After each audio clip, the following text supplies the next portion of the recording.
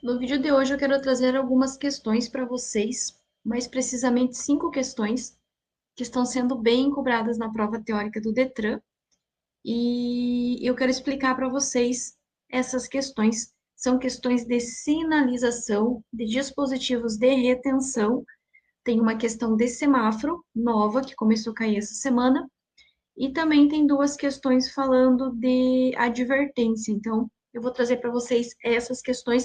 Vai ser um vídeo bem curto para explicar para vocês apenas essas questões. Então, já deixa o teu joinha aí no vídeo, se você não é inscrito, já se inscreve e vem comigo acompanhar essas questões. Então, como vocês estão vendo aqui, essa primeira questão lhe diz o seguinte: as placas a seguir ilustradas, ou seja, essas 3 plaquinhas aqui, quando colocadas junto a obstáculos tais como pilares e viadutos, narizes de bifurcação e etc.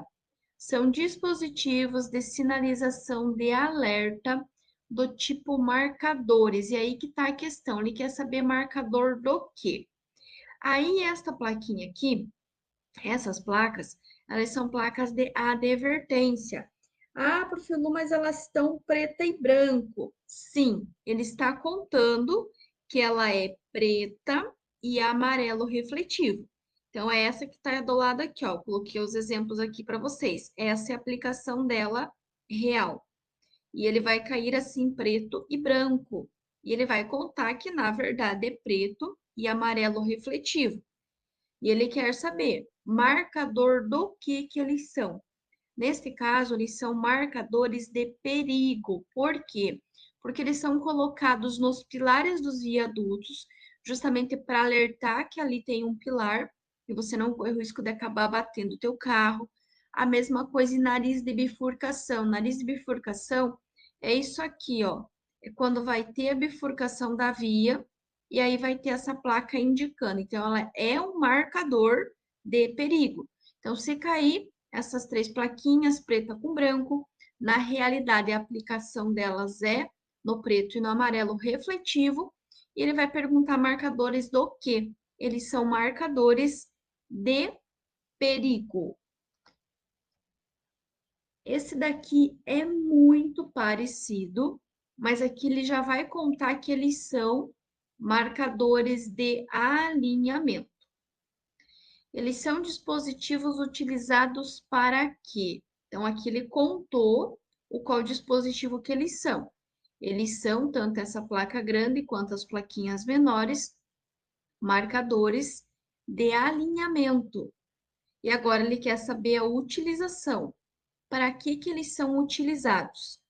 Para alertar o condutor quando houver alteração do alinhamento horizontal da via. O que vai ser uma alteração do alinhamento horizontal da via? Vai ser uma curva. Então, sempre que tiver uma curva na rodovia, vocês vão perceber que vão ter essas setinhas aqui indicando a presença da curva. Poderá vir mais a plaquinha indicando se é uma curva fechada, se não é uma curva tão fechada, se é uma curva sinuosa. Ele também poderá vir, se for uma curva muito fechada, com aqueles marcadores do 5, 4, 3, 2 e 1. E ele ainda poderá vir o sonorizador no chão. Sabe aqueles que a gente passa e que faz barulho? Tudo isso vai servir para alertar o condutor quando houver a alteração do alinhamento horizontal da via. Então, o marcador de alinhamento, ele vai ser utilizado para alertar o condutor quando houver alteração do alinhamento horizontal da via. E agora, e esse daqui? Então, esse dispositivo aqui, ele é chamado de gradis. E ele quer saber, são dispositivos utilizados para, utilizado para quê?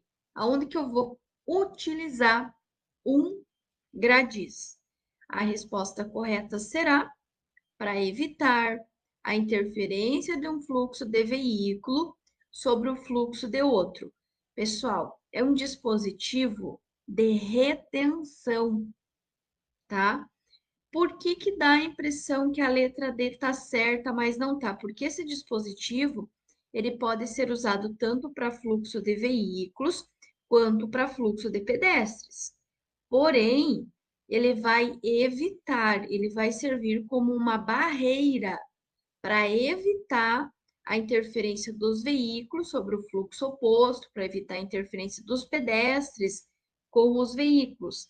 A única coisa errada aqui é a canalização. Por quê?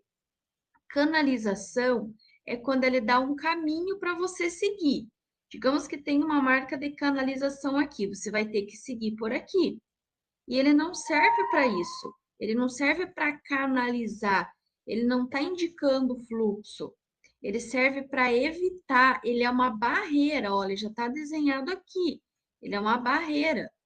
Então, ele não vai canalizar. Por isso que essa questão está errada.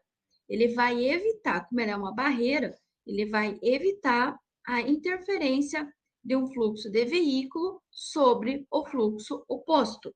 Poderia ser também fluxo de pedestres, mas daí seria evitar e não canalizar. Então, se cair falando dos gradis, eles servem para evitar a interferência de um fluxo de veículo sobre o fluxo oposto. Essa questão aqui, ela vai falar do semáforo. Então, diz assim: num cruzamento semaforizado, 3 veículos efetuam as seguintes manobras. O veículo 1 passa no sinal amarelo. O veículo 2 passa no sinal vermelho. E o veículo 3 para sobre a faixa de pedestres na mudança de sinal. E ele quer saber, infração, aonde que eu tenho infração? A infração está no 2, porque ele passou no sinal vermelho. Então, avançar o sinal vermelho, ou mesmo a placa de pare, é uma infração de natureza gravíssima, com 7 pontos na habilitação. Então, ele está cometendo uma infração. E parar sobre a faixa destinada ao pedestre também é uma infração. Então, o 2 e o 3 estão cometendo infração. Ah, prof. Lu, mas passar no sinal amarelo não é infração, não. Se você já iniciou a travessia e após iniciada a travessia o sinal ficou amarelo, não vai constituir infração. Vai constituir infração se você iniciar a travessia no momento em que o sinal ficou amarelo. Então, você não começou a travessia e o sinal ficou amarelo e você atravessar, você vai concluir no vermelho. Aí vai ser infração. Agora, se você iniciou a tua travessia, o sinal estava verde e durante a tua travessia o sinal ficou amarelo, ele não vai ser constituído infração. Vai ser infração se você, porventura, se assustar e parar no meio do cruzamento, parar em cima da faixa de pedestre. Ou o cruzamento estar bloqueado no outro sentido e você, porventura, ficar no meio termo lá, ficar ou aqui, em qualquer lugar, bloqueando o cruzamento ou em cima da faixa de pedestre. Mas se você começou a travessia, o sinal estava verde, ele ficou amarelo durante a travessia, você simplesmente vai terminar, vai concluir a travessia sem problema nenhum. É uma penalidade prevista no Código de Trânsito Brasileiro. Pessoal, penalidade pode ser advertência por escrito, pode ser multa, pode ser suspensão, pode ser cassação.